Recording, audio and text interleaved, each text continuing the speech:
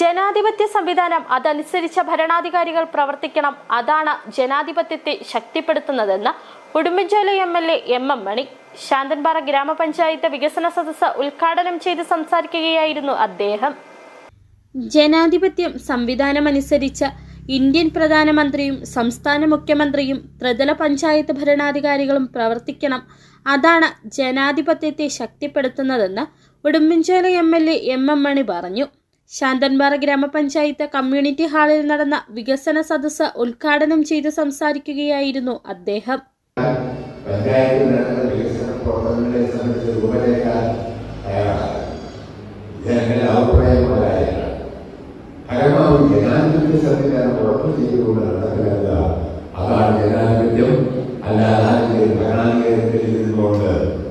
Indian പ്രധാനമന്ത്രി, കേന്ദ്ര government, അല്ലെ സംസ്ഥാന മുഖ്യമന്ത്രി, അല്ലെ ജില്ലാ പഞ്ചായത്ത്, ബ്ലോക്ക് പഞ്ചായത്ത് മാറ്റിയിട്ടുണ്ട്.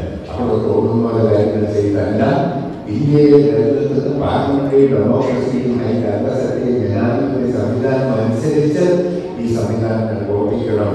അതാണ് നമ്മുടെ ജനാധിപത്യ സംവിധാനത്തെ ശക്തിപ്പെടുത്താനുള്ള മാർഗമെന്ന കാര്യം ഞാൻ ഈ അവസരത്തിൽ ചൂണ്ടിക്കാണിക്കാൻ ആഗ്രഹിക്കുക. സംസ്ഥാന സർക്കാരും ത്രിതല പഞ്ചായത്തുകളും കഴിഞ്ഞ 5 വർഷക്കാലം നടപ്പിലാക്കിയ വികസന പദ്ധതികൾ ജനങ്ങളിലേക്ക് എത്തിക്കുന്നതിനും പുതിയ പദ്ധതികളെപ്പറ്റി ചർച്ച ചെയ്യുന്നതിനുമായി ശാന്തൻപാറ ഗ്രാമപഞ്ചായത്ത് വികസന സദസ്സ് ശാന്തൻപാറ ഗ്രാമപഞ്ചായത്ത് കമ്മ്യൂണിറ്റി ഹാളിൽ നടന്നു. ഗ്രാമപഞ്ചായത്ത് പ്രസിഡന്റ് ലിജു വർഗീസിന്റെ നേതൃത്വത്തിൽ നടന്ന വികസന സദസ്സിൽ ജില്ലാ പഞ്ചായത്ത് വൈസ് പ്രസിഡന്റ് ഉഷാകുമാരി മോഹൻകുമാർ മുഖ്യപ്രഭാഷണം നടത്തി. ദേവികുളം ബ്ലോക്ക് പഞ്ചായത്ത് പ്രസിഡന്റ് ജിഷ ദിലീപ് വികസന സദസ്സ് പ്രോഗ്രസ് റിപ്പോർട്ട് പ്രകാശനം ചെയ്തു.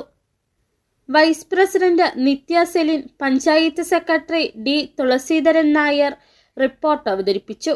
ആസൂത്രണ സമിതി ഉപാധ്യക്ഷൻ സേനാപതി ശശി, ജനപ്രതിനിധികളായ NR Jayan, PT Murugan, KC Raju, merchant association president Joy Joseph, HNL assistant manager Ayyappan, assistant secretary KC Girish Kumar, വിവിധ രാഷ്ട്രീയ നേതാക്കൾ, ജനപ്രതിനിധികൾ തുടങ്ങിയവർ പങ്കെടുത്തു. സംസ്ഥാന സർക്കാരിന്റെയും ഗ്രാമപഞ്ചായത്തിന്റെയും വികസന പദ്ധതികളുടെ ഡോക്യുമെന്ററി പ്രദർശനവും നടന്നു. City vision, Pooppara.